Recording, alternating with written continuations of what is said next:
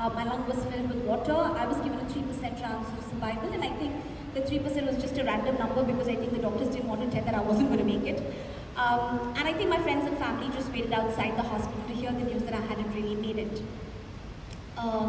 For whatever reasons, I didn't kick the bucket. My theory is that I went upstairs. They said, listen, we don't have the bandwidth to deal with you right now, and sent me back downstairs. But when I did wake up, all my limb extremities had turned dark blue black. Basically, it's thrombosis of all your blood vessels and your capillaries. And what had happened was on my holiday to Cambodia, and this is my standard disclaimer that I do in all my conversations, because I feel I'm single-handedly destroying Cambodia's tourism. But Cambodia is absolutely safe. I just happened to be unlucky, and I contracted a very rare bacteria called rickettsia with moths. Okay? And it happens to 1 in a million people. Apparently, maybe the first signs that I was special. And actually, you know, we took a lot of time to diagnose what it was, and that was probably where we spent a lot of time. And I had the doctors in the hospital tell me that there's a very likely chance that I might have to lose all my limbs. But I didn't really believe it because, you know, who really goes to the hospital with fever and comes out with having to lose all your limbs, right? It doesn't happen to you. It happens to some vague person that you read about in the newspapers. So we went back home and we thought we were going to try alternative therapies, borderline quackery at some point in time. We believed in science and then we believed in religion on one side. We thought one or the other will help us out. But also important management lesson. You need to know who your stakeholders are if you want any resolution. I think in my case, we're far too many stakeholders, they kind of pass the buck along. I'm Malayali, so I went back to my roots and I tried Ayurveda for a bit. Things started to look better for a bit. Now the best way to describe all my limbs at this point in time is dry wood. And I took off about maybe the first 3 months, and then I decided that I needed my mental sanity back. I needed to do something with my life, so I went back to work. So long before COVID, I was working from home. And you know, I was on my laptop taking calls and all of that, and in March of 2013, I managed to fracture this hand, and this one went away. About 6 months later, I felt like a sharp shooting pain when I was having a conversation with my brother-in-law, and the rest of this fell off. It's called auto-amputation, when the body decides that it doesn't need a body part anymore. For all this while, we were constantly gunning to save the hands, right? Because we knew that was more irreplaceable, it was a lot more finer. And we were okay to lose the legs because we knew science had really developed and we could still get back on our feet. But having lost both the hands, we really knew that there was no point in waiting, and that's how I went and got both my legs amputated in September 2013. A day prior to the surgeries, all my friends got a call asking for red nail polish. We didn't have red, so we settled for purple because we decided if my leg was going to go out, they would go out in style. And secondly, you know, being dark-skinned, you're told you can't wear particular colors, so we just wanted to make sure we could tick that also off the box before we could lose them. Having lost both my legs, we started my journey with prosthetics. And at this point in time, I've spent close to 2 years in bed. I saw 2 rooms. I was physically moved from one room to the other. The only time I ever stepped out of my house was to see the doctors. And when I did wear my prosthetics, what I figured was that I had forgotten what it was like to walk, because I hadn't walked in 2 years, and I didn't know how it was to walk with prosthetics. So when I did wear my prosthetics on, I began to waddle like a little duck. I remember being at a park one day and deciding that, you know, it's not so bad, I've done this before, and I remember coming back home crying because I couldn't find the energy in me to put one foot in front of the other. And I thought that was the end of my life because I didn't think that my life was going to go any place or I would get any semblance of my life back. But then we're also dancers, so my dad said we're going to work in the house and we're going to do the whole dhadin dinna because that's rhythm and that's how we're going to learn to walk. We started to do that for some time. I started to walk around the house, and then I figured that I needed more than that. I went to eat biryani one day with my friend. And that's where I think biryani is very important in life. There are these besides the taste and all of that, there are moments in your life that key decisions are made while eating biryani. And my friend told me that, listen, you know, we could meet a coach of mine and maybe we'll see how it goes. We went to KSLTA in Bangalore. I met my coach for the first time. And he said that, listen, I work with elite athletes. I've never worked with anybody like you, but come along, we'll see what we can do. And for me, that was refreshing for a minute that he wasn't really too bothered about the disability at all. And that's how I went to Katirwa Stadium back in 2014 by this time. And my intention at that point in time was just to be able to walk without help, to not waddle like a duck, to be able to sit in my chair and get off my chair without help, climb these stairs without someone's help. Very, very basic things in life. And all I did for the first 1 year was just walk.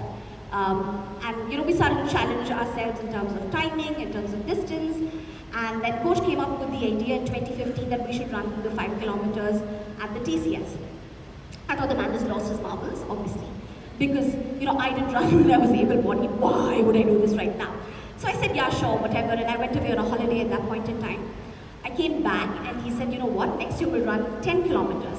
So at this point in time, I am seriously worried about his mental health.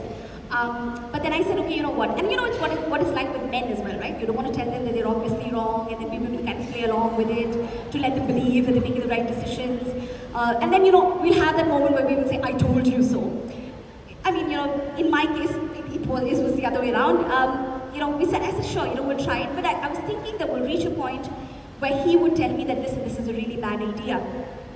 And I remember him getting me to stadium one day on a Saturday, and he said, we're going to try that on the tracks. That is 25 laps around the Katirwa Stadium.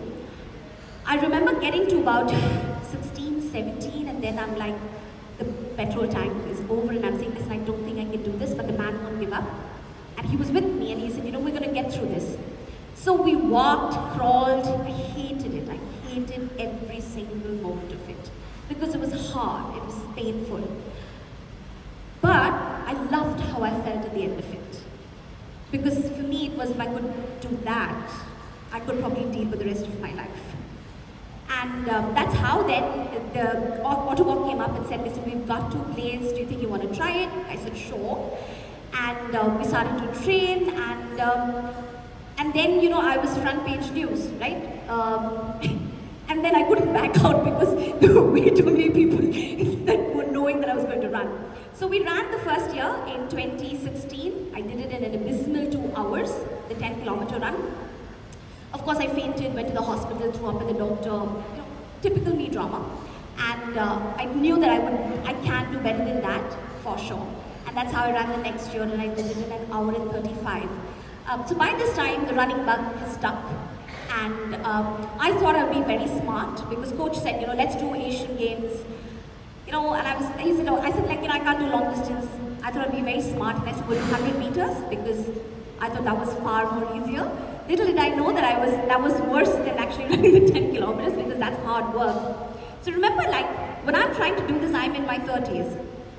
Yeah, not the smartest cookie to decide to run, because you don't become an athlete at 30. But I said, you know what, we're going to try this. I ran my first nationals, and I came in on a bronze. I'm the only blade runner in India that runs professionally. And then consistently every year I've run and won at the nationals. And finally, I think my biggest moment of fame has been to wear the jersey for India at the Asian Games, because nothing really beats that moment for you. It's surreal. And I did that in my 40s. So again, not very smart decision making, but I feel like if I've gotten to that point, it's only because I wanted to. And more than anything else, running became a way for me to heal. It became a way for me to take agency back, to take control back of my life, which I thought I had lost. It's given me discipline, it's given me the wings that I thought I had lost. But more than anything else, it's given me multiple moments to point my non-existent finger into the sky and tell the person out there that they chose to mess with the wrong woman. Having said that, I'm going to quickly try and take you through some of my life lessons, alright? Obviously, the first question and the first learning that I feel is extremely important is acceptance, right? Acceptance is absolutely the key to move forward. Was it easy? No, because you had the constant question running in your head about why me, right? Why did I have to go through this? We're taught that if you did good things happen to you. If you did bad things happen to you. So in the realm of everything that I had done, I didn't deserve this. Like, yeah, I can be snarky at work and can send a few sarcastic emails. But in the whole balance sheet of things, this did not explain anything that happened to me. But then I also read somewhere that if you did win the lottery, you never ask the question, why me? And also what I learned is that no matter how you felt about your situation, the situation doesn't change. So for me, it became that I had to accept it, and that I learned that what you can't change, you endure. And if you've read the book Forest of Enchantment, anybody? Chitra Banerjee, it's Sitayan, it's Sita's version of the Ramayana. So there's the last part in the book where Sita's been banished from the kingdom and she's pregnant with both her children. She's sitting in the forest, and I'm going to read these lines for you. All the way back, I pondered the word endure, what it meant. It didn't mean giving in. It didn't mean being weak or accepting injustice. It meant taking the challenges thrown at us. And you know, this is the problem. In your 40s and you think you can read and you can't. And then you're in denial, you don't want to wear glasses either. But sure, so bear with me, yeah? And you're dealing with them as intelligently as you do until you will get stronger than them. And that's probably what I did work on, because I knew these were my circumstances, but I'm going to try and make this work for me as intelligently as I possibly can. You transition from somebody from able-bodied to a person with a disability, and this transition can be in any form, right? I don't mean just with the disability, but for anything. I think my biggest challenge for me was to accept what had happened at one level, but as a woman, you also deal with having to deal with your body, right? Because there's just such a barrage of things that happens to us. It's constantly telling us about what women's bodies needs to look like, right? So for me, I hated my body for the longest time. I just couldn't make peace with it at all.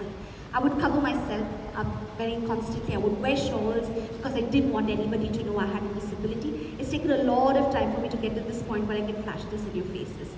But what you also learn over a period in time is that your body is just a vehicle, right? You still continue to remain the driver irrespective of it or what. I've learned, for me especially, right? I had to accept my disability in one form, and I also had to accept the constant staring. I had to accept the oscillation between sympathy, pity, and or inspiration, right? Because that's what it is. And of course, when you're in India, you have to get used to people staring at you. Because it is a constitutional right that is not ingrained in the constitution. And people have the right to know about it. They never let you forget that you're atypical at all. For me, I think, like I said, running helped me heal. It slayed all of my demons for me.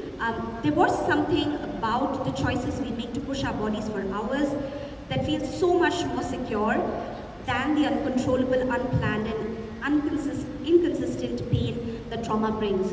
So for me, clearly, being able to push my body to a lot of limits helped me kind of become okay with it's kind of a bit warped, I would say, but it was my way to kind of take agency back and to deal with the trauma that I had, because it was somewhere always me proving to myself that I'm not going to let this affect me. It's taught me perspective. If you watch Dead Poets Society, Robin Williams, there's a part of the movie where he asks the children in the school to come up on the desk, right? And he asks them to look at the room that they are in from a very different perspective. My disability was exactly that table, because it got me to see the world from a very different perspective. I also realized that the world looked at me very differently as well. It taught me, importantly, the difference between sympathy and empathy, right? Sympathy is easy, it comes from a position of power. Empathy is you going down on your knees, looking someone in your eye and thinking that what separates you and me is just a matter of luck and nothing else. So that for me, I think, was important. Privileges, right? I feel like we don't talk enough of it, but for me, I felt like privileges really helped me out. So when I go for my runs, I run with a lot of women with congenital deformities. And all of them are mostly from rural India, etc. And obviously they have a far harder life than I do. But when we have these conversations, they always tell me like, Didi, like, it's tough for you because, you had you were fine and then it happened midway through. And I always had this question in my mind, was it better to be born with a disability or to acquire one later? And I think the answer lies in privileges. If you have your privileges, either work. If you're poor or from a marginalized sector, then neither works. Because for me, I think the fact that I had access to medical care, I was able to afford prosthetics, I could live the life I wanted to. I went to a normal school, I went to college that allowed me to become a well-rounded person. I had the corporate experience. So I didn't change. I felt like that experiences did not necessarily change me. And like if you look at it now, I've been able to turn it around for myself. But if I was Shalini that grew up in a village in India, in rural India, I don't think I would have had the same chances that I do today. And privilege plays such a big role of that, and we absolutely need to be very conscious of that, because having privileges then helps your entire circumstances become a lot more better. Not that it makes everything easy for you, but at least you have some of the coping mechanisms that are at your disposal. And if not anything else, I also think like, remember when you're a child, where did you make your friends? In your playgrounds, right? And if you can take that away from you as a child, then that just completely takes away your confidence, completely takes away your ability, it completely takes away your social skills. And that is a very key differentiator with someone that's born with a disability and someone that acquires a disability later on. Stronger together, I feel like today, if I am here today, I sometimes look back and wonder how I got here. And it's absolutely because the doctors and the nurses did not give up on me. There's very little that I remember from being in a coma, and there's one image that's stuck in my head. I hope it's not a figment of my imagination, but it is this image of this nurse that's holding my hand, has a rosary in her hand, and she was praying for me. I don't know who she is, but I'd like to believe that I'm alive today because it was prayers that mattered. I've had my friends and family that made sure that the disability did not affect my life. I had an employer that took me back and completely did not look at my disability at all and was still hiring Shalini, who they had seen work earlier on. I again had bosses that let me run, that let me have my speaking career, that let me do all of those things that I wanted to do. I've had a coach in my life who came up with a bizarre idea and saw potential that I didn't. And I think at some level my success today is only because I had somebody like him that pushed me and made me see a dream that I did not see for myself. And that is the power of allyship, that is the power of us being together. As much as we'd like to believe that we can do everything on our own, we can't, right? Like even if today I'm here and I talk about this, right? Like it took me 9 years to get to Asian Games. It's 9 years of having to wake up at 5 o'clock in the morning, 6 days a week. It's 9 years of strength training thrice a week. It's 9 years of giving up rice as a South Indian. It's 9 years of giving up alcohol as a Malayali. Very tough decisions. And every decision of my life was completely driven by whether that's going to affect my sport or my goal. So all of that worked, and while I'm saying all of that, if I had to wake up at 5 o'clock in the morning, my mom had to wake up at 5 o'clock in the morning. My driver had to wake up at 5 o'clock in the morning. So my success today is not my own, and the strength that allies really bring together to change anything in life is far more than we can imagine. You think you don't make a change. Sometimes I think just a smile, right? Like I know, like when I'm in rooms, especially with children, I really love those interactions because they have no filters whatsoever. But I've had children that would look at me and ask me like, why do your arms don't look the way that it does? And I said, listen, I had an accident, and I said, like, do you want to touch it? And there's that sense of should I not? And then he touched it and he said, oh, it's soft. And then he turns back and tells the children, but I can't touch it, soft. So, and I've had children that would want to know why my legs look the way it does. There are also, I've been in a lift with a mother with a really young child, and the child name was Mama Heart.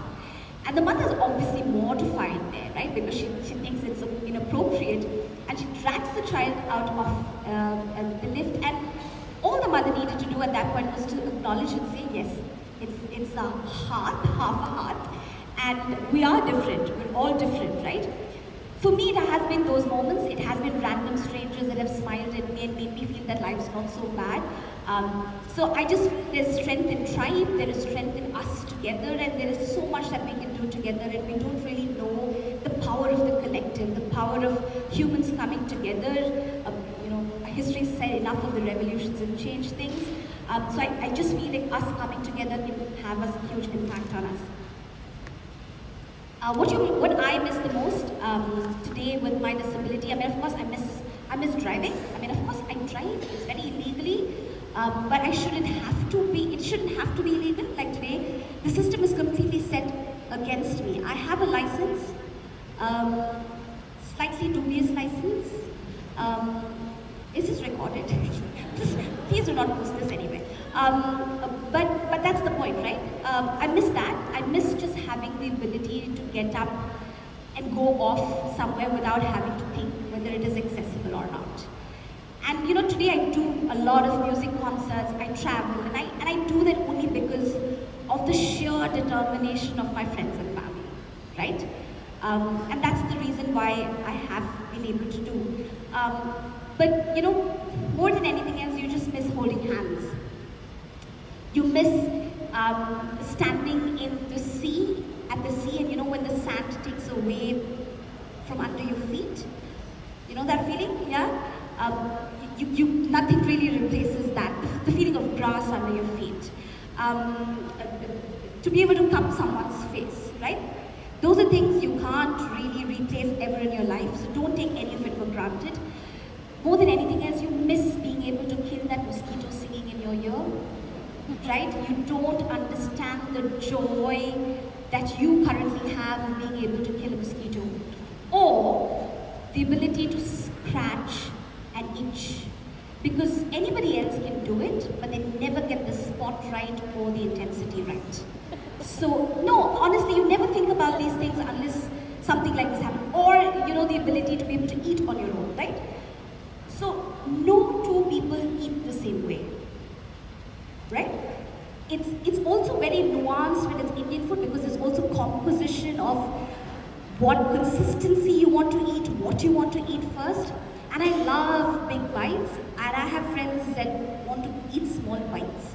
So, and I have friends of mine who have children, so they at some point in time treat me and feed me like they are their children. So those are all things that I really miss the most. But having said all of that, what I really love about my disability, at work you can get away with meetings that you don't want to be part of, right? Because you can really use your "my leg hurts" card. You can get away from social do's of people that you don't really like. Works very well. Your recall at shops, malls, etc. is beautiful, so they most likely would give you better discounts, better experience. This can get you tables at a hotel, last drink when the bar is closed.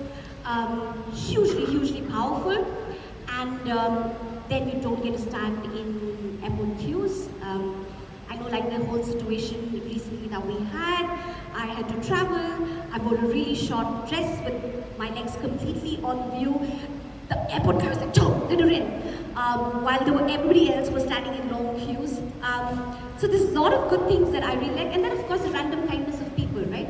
When I ran my first race, I wanted to give up, and I remember there was Badam uncle in Kaman Park, who came up and he took badam and kishmish out of his packet, gave it to me, and he said, "Beta, run." I don't know who he is till date, but I just feel that's just random kindness from strangers that opens my life up very often.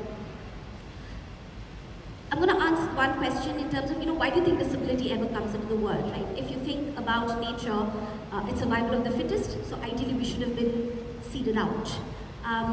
But I also think it's about yin-yang, right?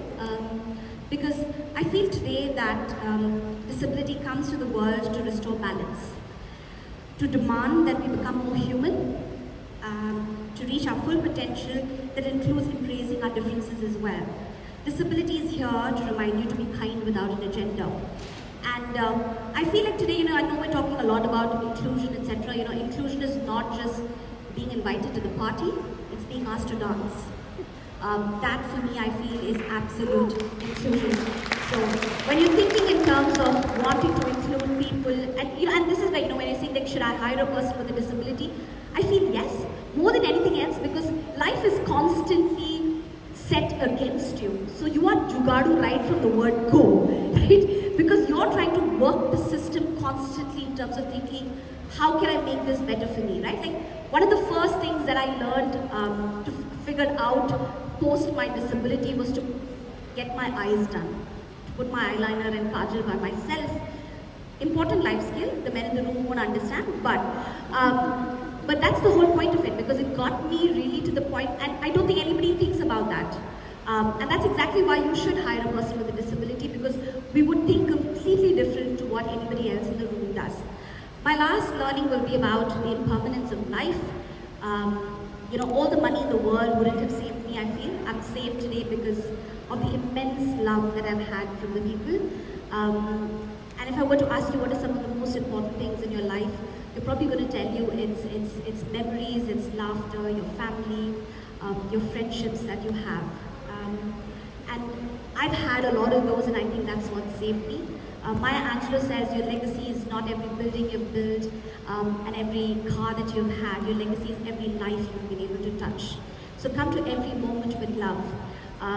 Trust me, life can change in a flick of a button. And as much as we'd like to believe that life is permanent and death is not, there are just absolutely two truths in life.